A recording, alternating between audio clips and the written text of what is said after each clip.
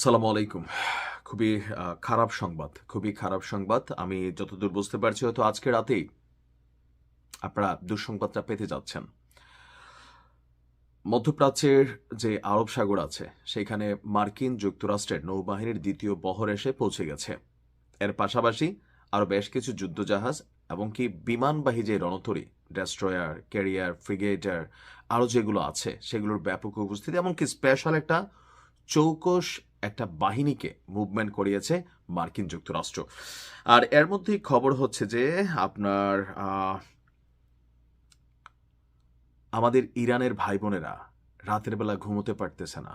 আমি যখন নিউজটি করছি, সারা দেশ জুড়ে আতঙ্ক ছড়িয়ে পড়েছে, মার্কিন হামলার আতঙ্ক। দরজা জানালা সিল করে রাখা হয়েছে, খাবার পানি মজুদ করছে ইরানিরা, কারণ যে কোনো সময় একটা বড় ধরনের ঘটনা বা যুদ্ধ ঘটলে তখন সবার আগে যেটা সমস্যা দেখা দেবে সেটা হচ্ছে খাদ্য। সো ইরানিরা প্রচুর পরিমাণ খাদ্য মজুদ করছে। এমনকি মেট্রোর নিচে যে বাংকারগুলো আছে, ইরান কিন্তু এরকম দিনের জন্য অনেক ধরনের মাটির নিচে বাংকার মেট্রোতে বা বিভিন্ন জায়গায় তারা তৈরি করে রেখেছে, সেগুলোকেও উন্মুক্ত করে দেওয়া হচ্ছে। অর্থাৎ যে কোনো সময় সম্ভাব্য একটা অভিযান চলতে যাচ্ছে, আর এটা ছোট আকার হবে না, বুঝতে পারতেছি। রাত নামার সঙ্গে সঙ্গে ইরানিদের মধ্যে এক চাপাতঙ্ক ছড়িয়ে পড়েছে। এখন মার্কেটে আলোচনা আছে যে কোনো মুহূর্তে যুক্তরাষ্ট্র সামরিক হামলা চালাবে। আর এই শঙ্কা এখনও ইরানি জনগণদের মধ্যে আরো বড় আকার ধারণ করেছে। নিজেদের জানালাগুলো তারা শক্তভাবে বন্ধ করে দিচ্ছেন, প্রয়োজনীয় খাবার এবং পানীয় তারা মজুত করছেন। ইরানের জনগণ বলছে যে অপেক্ষা করছিলাম কখন আঘাতটা আসবে, সকাল পর্যন্ত ঘুমোতে পারছি না, বারবার জেগে উঠছি, বিস্ফোরণের কোনো শব্দ শুনি কিনি না।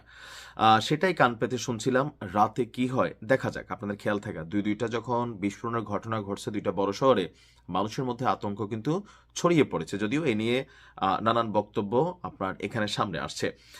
তো অনেকে বলছেন যে মানুষের আচরণ দেখে মনে হচ্ছে সবাই মানসিক ভারসাম্য হারাচ্ছে। ওরা ভাবছে যুক্তরাষ্ট্র হামলা করলে সব ঠিক হয়ে যাবে। ইসলামিক রিপাবলিক অর্থাৎ বর্তমান সরকার বিরোধী যারা আছেন তারা বলছে যে মানুষ হতাশ হয়ে পড়ছে। তারা এখন মনে করছে কেউ কেউ যে আমেরিকার এই অভিযান জরুরি। আবার গত এক সপ্তাহ ধরে ওয়াশিংটন ইরানের বিরুদ্ধে যে অবস্থান নিয়েছে, এতে ইরানেরও সামরিক তৎপরতা জনগণের মধ্যে টেনশনের কারণ তৈরি করছে। অর্থাৎ ইরানও তাদের যে সেনাবাহিনীকে তৈরি করা, বিভিন্ন সমুদ্রের নিচে মিসাইলের সুড়ঙ্গ উন্মুক্ত করে দেওয়া, হরমুজ প্রণালীতে মহড়া তৈরি করা, রাষ্ট্রীয় বিভিন্ন গুরুত্বপূর্ণ স্থানগুলোতে আকাশ পত্রিকা সিস্টেম অ্যাক্টিভ করা, বা এই যে ধরনের একটা যুদ্ধ পরিবেশ, এটা মানুষের মধ্যে আরো ভয়ের জায়গাটা তৈরি করে ফেলেছে। এছাড়া বলা হচ্ছে যে এই মুহূর্তে ইরানের জনগণের জন্য সরকারের বেশ কিছু বার্তাও আছে, সবাই যেন সাবধান থাকে। আমার কাছে মনে হচ্ছে ইরান সরকার সবচেয়ে বেশি যেটা নিয়ে বিপদে আছে সেটা হচ্ছে ভেতরে কে আসলে লুকিয়ে আছে, এজেন্ট। ইরানে যতবারই অভিযান চালানো হয়েছে আপনি দেখেন, বীরদের যারা প্রধান আছে বা আরো বিভিন্ন সময় যতগুলো অপারেশন হয়েছে, ভেতর থেকে তথ্য বের হয়ে যাচ্ছিল যে কে কোথায় আছে, কোথায় অবস্থান করতেছে। সুনির্দিষ্ট ছোট ছোট অভিযানের মাধ্যমে কিন্তু বড় বড় ঘটনা তখন ঘটাই দেওয়া হলো। তো ইরান সরকার এই মুহূর্তে আততায়ী বা ছদ্মবেশধারী নিজেদের মানুষ যারা পশ্চিমাদের কাছে অথবা আমেরিকার দুষ্টপুত্রের কাছে বিক্রি হয়ে গেছে, তাদেরকে ফাইন্ড আউট করা ইরানের জন্য এই মুহূর্তে সবচেয়ে বেশি ক্রিটিক্যাল।